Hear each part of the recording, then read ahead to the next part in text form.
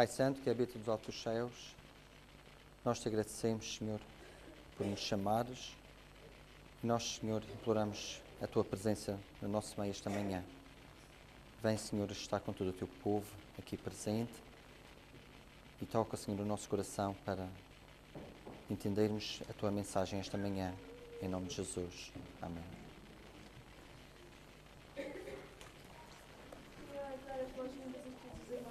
Aqui presentes. Também queria saudar as pessoas que nos estão a ver online e vamos começar o nosso culto entoando o hino 11.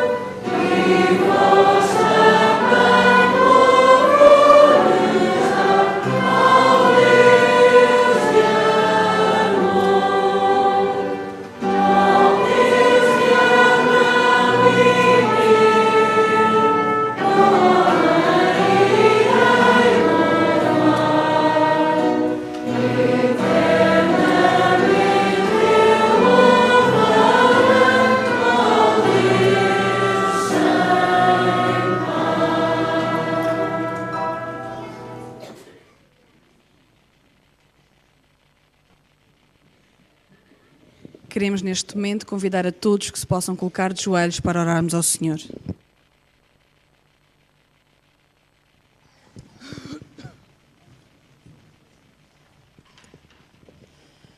Querido bom e amado Pai, graças te damos, Senhor, pelo privilégio maravilhoso de podermos participar no teu culto de adoração e louvor a ti, Senhor. Ó Senhor, nesta hora queremos te pedir que tu possas estar ao nosso lado, que tu possas abrir o nosso coração, Senhor, para compreender e entender a mensagem desta manhã. Que tu sejas de uma forma especial com o pregador desta manhã, Senhor, e que essa mensagem possa vir ao encontro das nossas maiores necessidades. Guarda-nos e protege-nos, Senhor. Sê também com todos aqueles que, por razões que tu aceitas, não puderam vir, Senhor. Que um dia possamos encontrá-los aqui todos juntos, Senhor. É tu que pedimos, não que mereçamos, mas em nome do teu Filho amado, Jesus. Amém.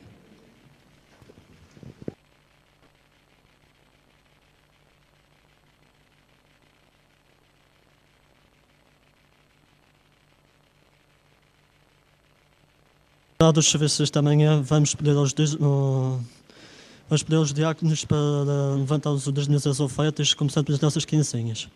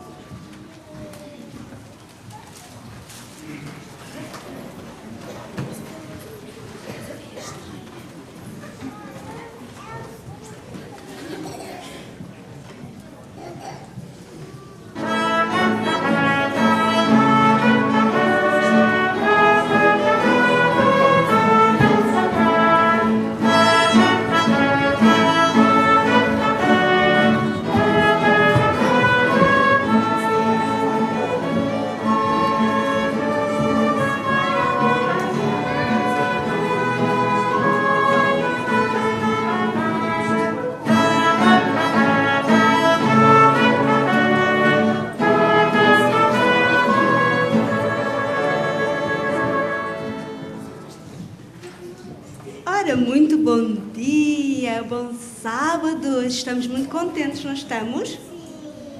Estamos muito contentes? Que bom! Sim, sim. Olhem, alguma vez a vossa mãe ou o vosso pai ou alguém já vos pediu para fazer uma coisa muito difícil? Não? Pois olha, eu vou-vos contar a história de um homem a quem Deus pediu para lhe fazer uma coisa muito difícil. Vocês sabem quem? É o nosso amigo Jonas. Jonas era um profeta de Deus. E sabem, quando o povo queria saber o que é que Deus pretendia que o povo fizesse, era a Jonas que tinham que perguntar. E então, um dia, Deus pediu uma tarefa muito difícil. Olha, Jonas, tu precisas de ir à cidade de Nínive e tens que dizer àquela gente que eles precisam de se arrepender, porque senão eu vou ter que destruir aquela cidade. É mesmo que coisa mais triste. Mas Jonas ficou muito apreensivo. Então, mas a cidade de Nínive, aquela gente é tão má, faz tantas coisas que não devem fazer, e tu ainda queres lhe dar mais uma oportunidade? Sim, Jonas, tu precisas de lá ir e dizer a todos: vocês têm que se arrepender, porque senão vou ter que destruir a cidade.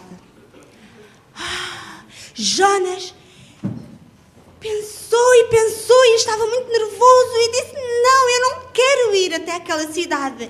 Então ele decide fazer uma viagem. Vai até um barco, junto com alguns marinheiros, e decide ir para bem longe. E então, Jonas estava descansado naquele barco. E o barco começou a flutuar e a caminhar para bem longe, até que de repente começa uma tempestade e o barco balança muito. E então eles, como os marinheiros, começam a ficar preocupados. Então o que é que vai acontecer? O que é que aconteceu? O barco vai naufragar, não é? Estão a cair. Pois é dos balanços do barco. E então precisamos de fazer alguma coisa. Jonas estava lá bem no fundo do barco, estava a descansar. Mas os outros estavam a tentar salvar aquele barco. Tentavam pedir ao seu Deus, cada um ao seu Deus, que os salvasse daquela tempestade muito grande. Até que depois o quê? Foi o quê? Depois, nesta tempestade, eles acordam Jonas e dizem: tu não vês que está aqui uma tempestade muito grande? O barco vai cair, vai naufragar. Precisamos de salvar. Pede ao teu Deus. Tu sabes porquê que isto está a acontecer assim? E então ele diz: eu sei. É porque eu quero fugir de Deus. Eu não quero cumprir com uma ordem que Deus disse-me, que eu tenho que ir até Nínive, mas eu não quero ir lá. Para que esta tempestade se acalme, vocês vão ter que me atirar ao mar. Então eles pegaram em Jonas e atirou-o para o mar. Até que depois Deus enviou um peixe grande em que o engoliu. Jonas ali pensou muito na sua vida e arrependeu-se por ter desobedecido a Deus. Durante 3 dias, Jonas esteve dentro daquela baleia. Até que, depois, Deus então mandou o peixe atirar com Jonas para a praia junto de Nínive, e ele ali teve que falar àquele povo que se arrependessem. Eles realmente se arrependeram depois de Jonas ter dito a todos.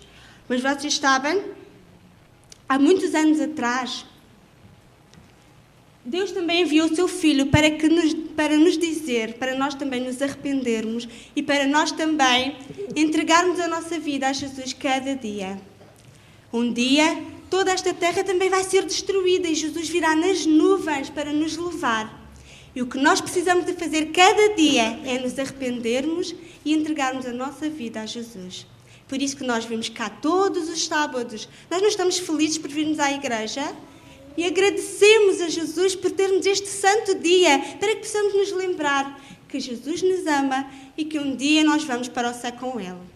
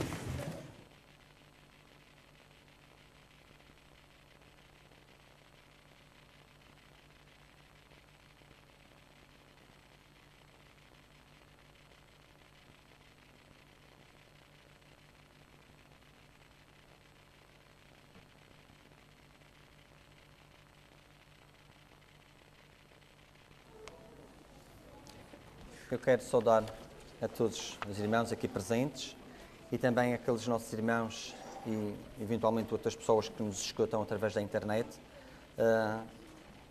A música que nós ouvimos esta manhã tem a ver um pouco com aquilo que nós vamos falar hoje. Hoje este sábado é um sábado dedicado ao Dia da Liberdade Religiosa. E os nossos jovenzinhos cantaram que nós gostamos de vir à igreja e que amamos o nosso Deus. E para isso temos que ter liberdade para o fazer. Eu vou pedir à Tânia para vir cá à frente.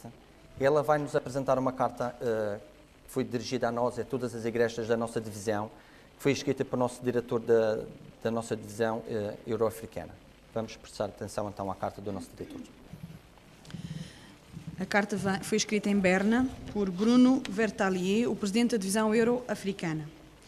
Caras irmãs, caros irmãos e colegas, uma certa tristeza me constrange ao vos escrever estas linhas, pois era Karel Noack que o deveria fazer. O seu acidental desaparecimento toca-nos profundamente, pois perdemos um amigo e um fiel servo do Departamento de Relações Públicas e de Liberdade Religiosa, pelo qual não poupou esforços durante estes últimos 6 anos. Desejo homenageá-lo particularmente pelo seu compromisso na defesa dos valores da liberdade religiosa. Era um modelo de equilíbrio e convicção naquilo que defendia diariamente com um sorriso, mas também com um sentimento de responsabilidade com o qual serviu a Igreja Adventista do Sétimo Dia na Europa. Desejo igualmente homenagear a sua esposa, bem como as suas filhas e genros que souberam, com dignidade, acompanhar o seu esposo, o seu pai e sogro, durante a cerimónia fúnebre que teve lugar em Praga, na segunda-feira, 5 de setembro de 2011. É na promessa da ressurreição, no momento da segunda vinda do nosso Senhor Jesus Cristo, que desejamos colocar a nossa esperança e a nossa confiança. O princípio da liberdade religiosa, defendido por Carol e os seus predecessores, é sempre de uma atualidade cadente. Cada dia podemos ver como essa liberdade é desrespeitada, de diferentes maneiras em diferentes países. Mesmo nas nações ditas democráticas, esta garantia é frágil e é necessário estar continuamente atento e à escuta para evitar uma derrapagem sempre que possível. Esta questão fundamental da liberdade religiosa é tão importante que nos convida a refletir sobre a liberdade dos descendentes que devemos respeitar e dos decrentes também. A relação com os outros grupos religiosos deve estar, ela também, no centro das nossas reflexões, pois uma atitude simplista poderia levar-nos a quebrar qualquer diálogo. Encorajo, portanto, todas e todos aqueles que mantêm não somente contactos, mas também amizades fraternas com um ou outro dos seus membros a continuar com fé, certamente com prudência e inteligência, o diálogo contínuo. Criar pontes com base no respeito mútuo será para nós, adventistas do sétimo dia, uma maneira de exprimir a nossa confiança em Deus e de partilhar com convicção a nossa razão de crer, tal como a compreendemos na Bíblia e nos escritos de Helena White, inspirados pelo Espírito Santo. Não receemos expor as verdades bíblicas. Elas serão o baluarte para as pessoas que devem ser protegidas. Isto, proporcionar-lhes-á respeito, reconhecimento e dignidade, sempre que a sua liberdade de consciência for ameaçada. O Departamento de Relações Públicas e de Liberdade Religiosa conta com cada um de nós para apoiar a sua missão. Convido-os, portanto, a celebrar da melhor forma este dia 28 de janeiro de 2012, o Dia da Liberdade Religiosa, e dar-lhe o lugar que ele merece. A defesa da liberdade religiosa faz parte do compromisso e do testemunho dos membros da nossa Igreja. Recordemos que a qualquer momento esta liberdade pode ser enfraquecida. Então, apoiemos este ministério com as nossas orações. Com os meus agradecimentos antecipados, caras irmãs, caros irmãos, caros colegas, apresento as minhas cordiais saudações em Jesus Cristo. Através do Dia Especial da Liberdade Religiosa, todos nós procuramos, e a nossa união e a nossa divisão também, todos os anos despertar a atenção dos membros da Igreja para as questões relativas à liberdade de consciência, à liberdade de culto e religião, bem como sensibilizar para a necessidade de nos envolvermos neste desafio crescente que se nos coloca, o de permanecermos firmes na defesa e promoção do princípio universal da liberdade religiosa. Muitas vezes, irmãos, nós não prestamos atenção àquilo que os nossos governantes estão a tratar a nível nacional. Ouvimos sim tudo aquilo que eles resolvem, as decisões que eles tomam, mas muitas vezes essas decisões têm muito a ver connosco, têm muito a ver com os adventistas do sétimo dia. O acordo de concertação social que o governo e os parceiros sociais chegaram, esse acordo prevê, no máximo de 25 sábados por ano, que os patrões possam exigir aos seus funcionários que trabalhem ao sábado. Portanto, metade dos sábados, um ano tem 52 sábados, e pelo menos metade do ano, portanto 25 sábados, este acordo que o governo chegou com os seus parceiros sociais vem nos prejudicar imenso. Vem prejudicar aqueles irmãos que nos seus trabalhos eles não trabalham ao sábado, mas os serviços que eles fazem continuam abertos ao fim de semana, ao sábado. E isso vem-nos prejudicar imenso, porque eles podem nos obrigar a que nós tenhamos que trabalhar durante pelo menos 25 sábados do ano. Portanto, só aqui nós vimos que muitas vezes nós temos que estar atentos às decisões que o Governo toma. Esta decisão tem duas implicações diretas nas questões que se colocam ao trabalho dos adventistas. Portanto, é mais um patamar subido no retorno social à semana dos 6 dias, com descanso generalizado ao domingo, que assim se aplica a praticamente metade dos fins de semana de cada ano. E será mais difícil aos trabalhadores adventistas compensarem as horas de trabalho que não fazem ao sábado no outro dia, já que não terão folga respectiva para essa troca. Ou seja, esta medida vem agravar a situação de muitos dos nossos irmãos. Este ano, a nossa União tem como plano, para este ano de 2012, alguns desafios e alguns programas que eles estão a implementar e vão implementar alguns deles este ano, no sentido mesmo por causa da liberdade religiosa. A crise económica que se abateu sobre a Europa e Portugal está a provocar a flexibilidade e o aumento do horário de trabalho. Então a Igreja está a tomar medidas possíveis para nos prepararmos para ajudar os nossos irmãos. Todos aqueles irmãos que eventualmente terão esses problemas durante este ano, e nós aqui na nossa Igreja já tivemos alguns casos, e alguns até bem recente, e a Igreja está preparada para ajudar os nossos irmãos. Todos aqueles irmãos que se sentirem lesados neste sentido, de terem que ser obrigados a trabalhar ao sábado, a Igreja está preparada para vos dar apoio.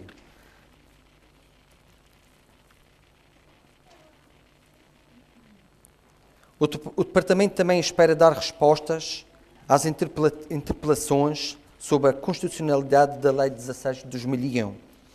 Portanto, que é uma lei que fala sobre a liberdade religiosa, que foi colocada às autoridades competentes, em especial à Provedoria da Justiça.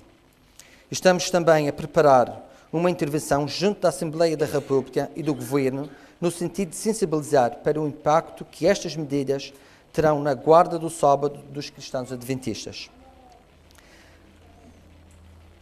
Também a Igreja e a Divisão estão a promover, ou vão fazer o relançamento da promoção da Associação Internacional para a Defesa da Liberdade Religiosa, organização a nível europeu, dinamizada pela IASD, que tem o objetivo de divulgar os princípios da liberdade religiosa e promover a investigação sobre os atentados a essa liberdade e as formas de lhes colocar um fim. Todos os membros que se interessem por este assunto e desejem receber informação mais detalhada sobre ele, podem tornar-se associados desta associação, portanto, da Associação Internacional da Defesa da Liberdade Religiosa.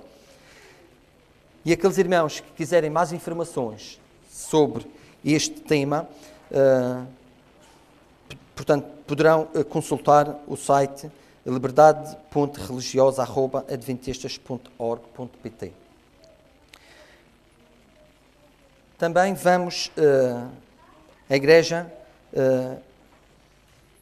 vai realizar um seminário sobre a liberdade religiosa. Conta com a organização desta associação e em parceria também com uma universidade em Lisboa. Portanto, será feito este seminário ainda este ano. Agora passarei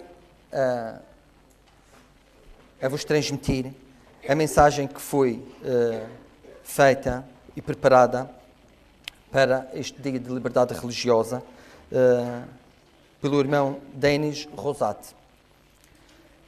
O drama do dia 11 de setembro de 2001 foi o epicentro de um sismo cujas ondas de choque continuam a fazer sentir os seus efeitos, mesmo nos nossos países.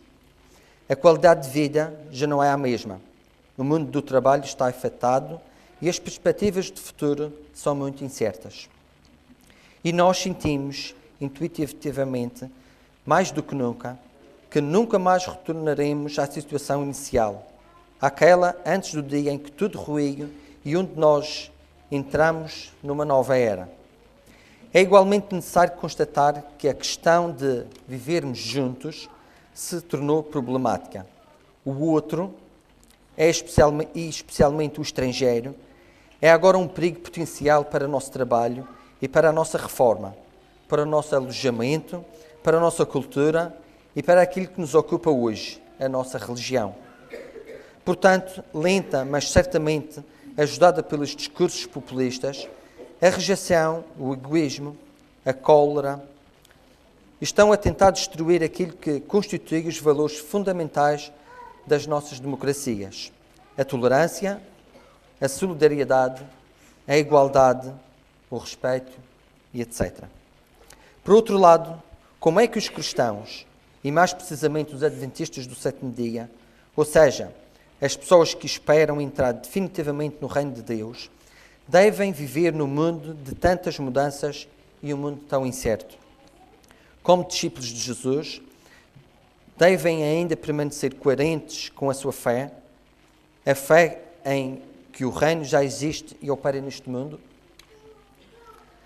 Para podermos responder a estas perguntas, nada fáceis, diz o nosso irmão, necessitamos, mais uma vez, de nos voltarmos para a Palavra de Deus, para aí descobrirmos imediatamente a afirmação sobre a igualdade entre os seres humanos.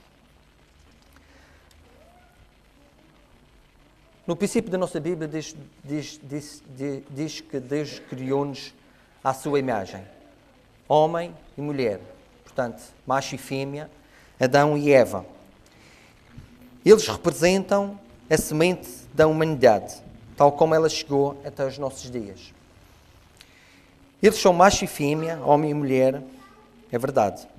Considerando este fato, todos os humanos são absoluta, perfeita e fundamentalmente iguais em direitos e em dignidade.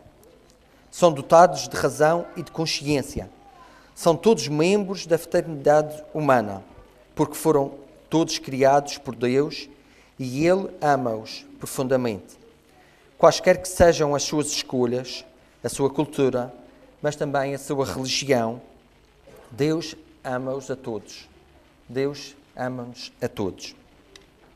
Consequentemente, o egoísmo, a rejeição do outro, a negação daquilo que constitui a identidade do homem, são atitudes contra a natura. Por que razão aberrante podem os crentes definir-se coletivamente por oposição a um grupo ou a um indivíduo? Sejamos claros a este respeito.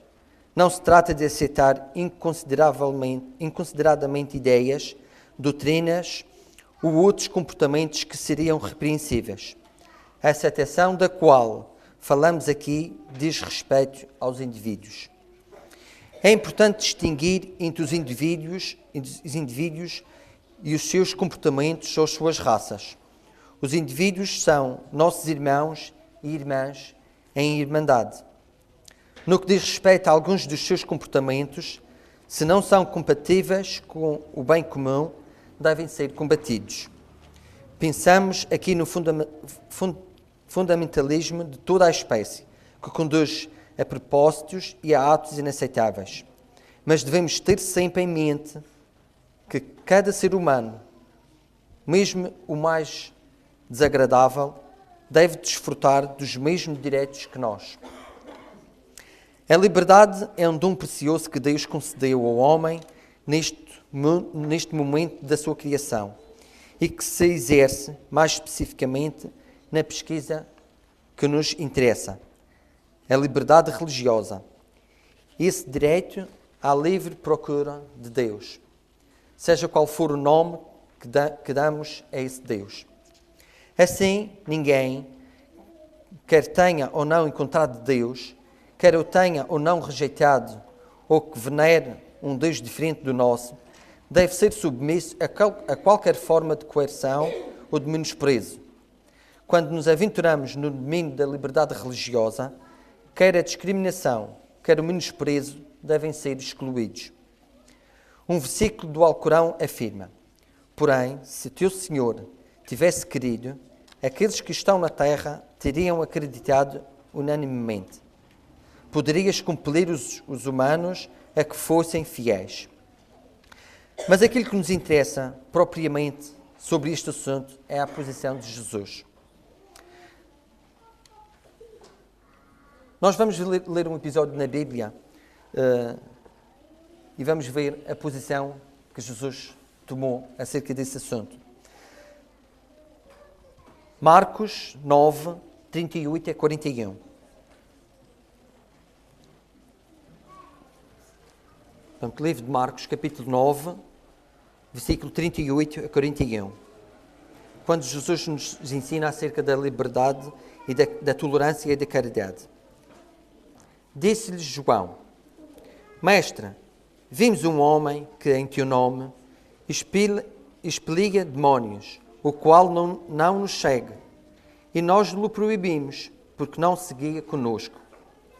Mas Jesus respondeu: Não lhe proibais, porque ninguém há que faça milagre em meu nome e logo a seguir possa falar mal de mim. Pois quem não é contra nós é por nós. Portanto, aquele que nos der de beber um copo de água em meu nome, aquele que vos der de beber um copo de água em meu nome, porque sois de Cristo, em verdade vos digo que de modo algum perderá o seu galardão. Neste episódio, os discípulos impedem um homem de curar em nome de Jesus. Porquê? Porque ele simplesmente não segue a Jesus, ou não o segue. Ou seja, ele não faz parte do grupo, não faz parte da igreja. Não pode, portanto, fazer nada de aceitável.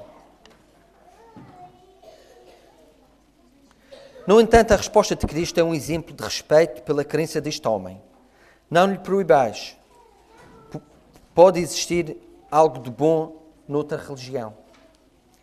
E para responder à nossa pergunta inicial, sabermos quando, enquanto cristãos, deveríamos proporcionar-nos neste mundo que mudou profundamente e gerou tantas preocupações, diremos que devemos viver de uma maneira tão cristã quanto possível, afirmando claramente as nossas convicções, sabendo reivindicar as nossas decisões, respeitando, ao mesmo tempo, a liberdade dos outros.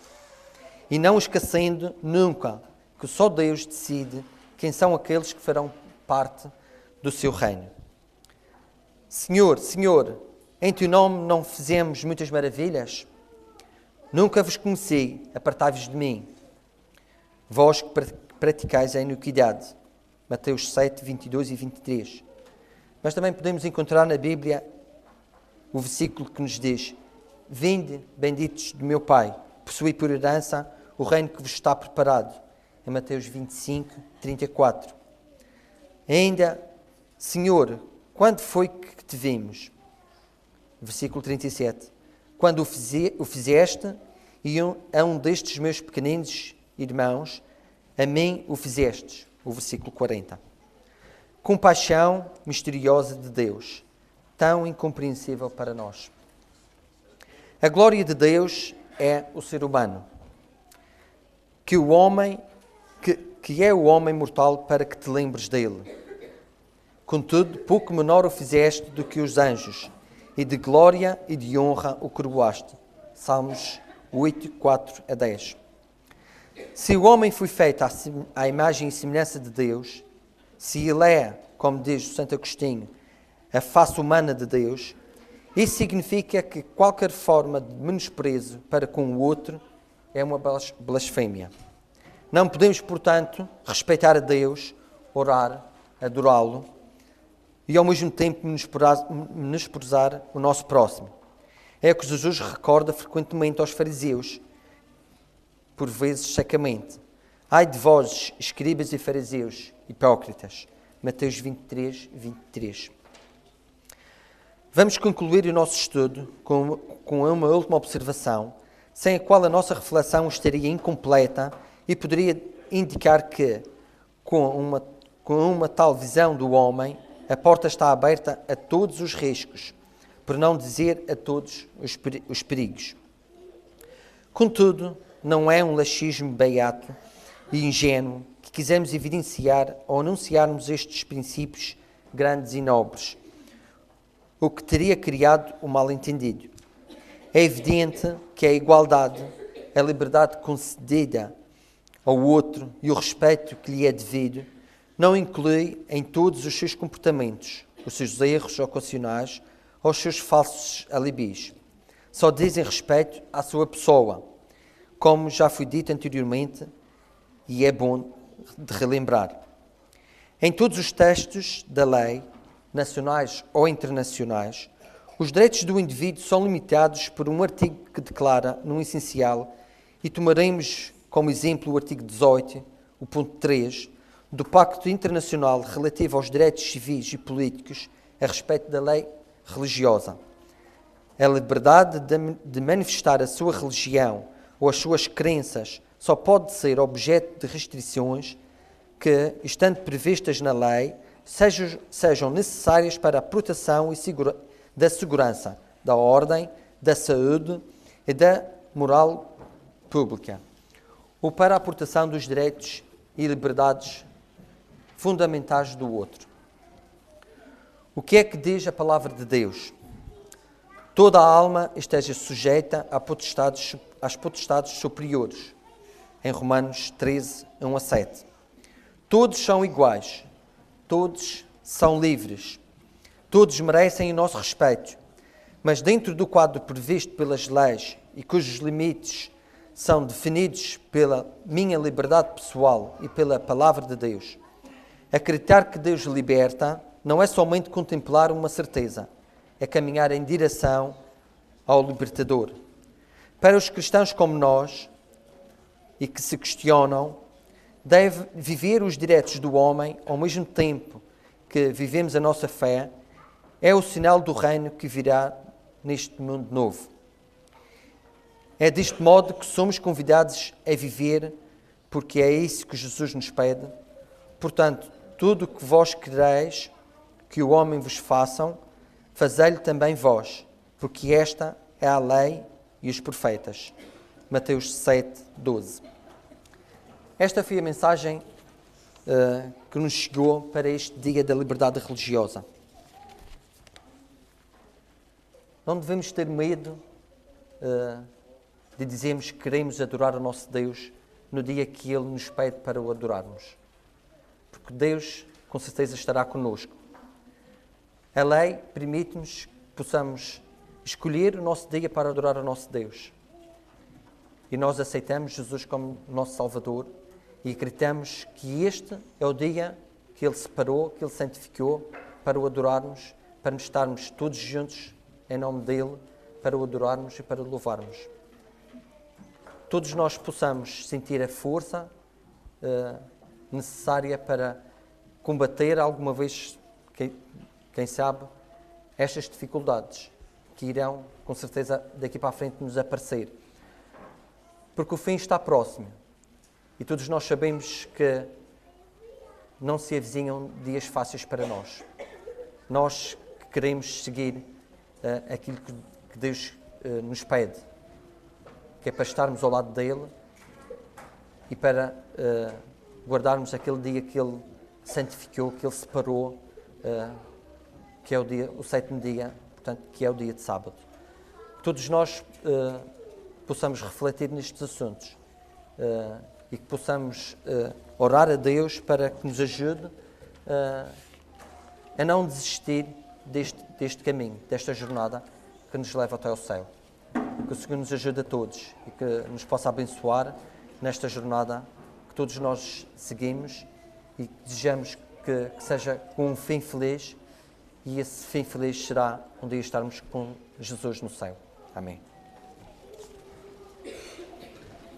Para finalizar o culto desta manhã, vamos entoar o hino número 355. 355.